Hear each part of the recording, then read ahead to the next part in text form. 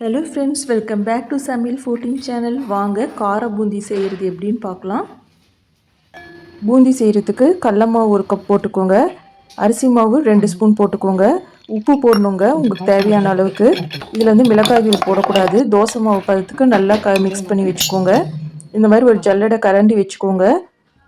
எண்ணெய் காஞ்சோடனே இதை போடுங்க. லைட்டாக தட்டி விட்டால் போதும். தேய்ச்சிங்கன்னா அப்போ ஷேப் கிடைக்காது. இது தட்டுங்க. அப்படி இல்லையா உங்களுக்கு வரலன்னா சும்மா லேசாக மேலோட்டமாக தேங்க. அதுக்கு ரவுண்ட் ரவுண்டாக வரும். அப்புறம் இதே போதும். இல்லைன்னா இந்த மாதிரி மேலே தட்டி விட்டிங்கன்னா போதும். கருகிறதுக்குள்ளார எடுத்துருங்க. பாருங்கள், இந்த மாதிரி கலரில் வரணும். இதை ஒரு உப்பு, மிளகாய்த்தூள், மஞ்சள் இது மூணுத்தையும் நல்லா மிக்ஸ் பண்ணி இதில் தூவிக்கோங்க. அடுத்தது கொஞ்சம் எண்ணெயில் முந்திரி,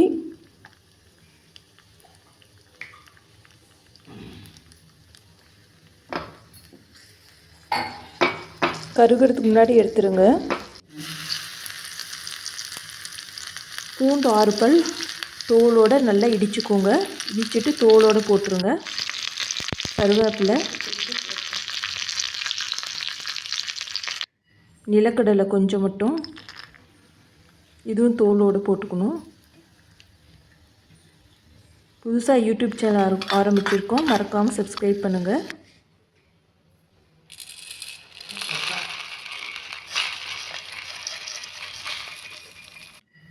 இது ஒரு பிளேட்டில் ட்ரான்ஸ்ஃபர் பண்ணிவிட்டு நம்ம போட்டு வச்ச பூண்டு, நிலக்கடலை வறுத்தது,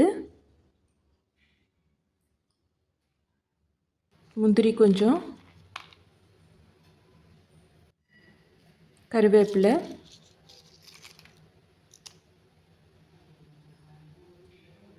இதெல்லாம் நல்லா போட்டு மிக்ஸ் பண்ணிக்கோங்க. பாருங்கள், 10 மினிட்ஸில் காரா பூந்தி எவ்வளோ அழகாக வந்திருக்குங்கன்னு. முறுமுறுன்னு வேறு இருக்குது.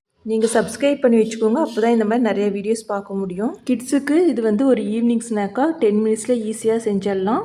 மறக்காமல் லைக் பண்ணுங்கள், ஷேர் அண்ட் சப்ஸ்கிரைப். பாய்.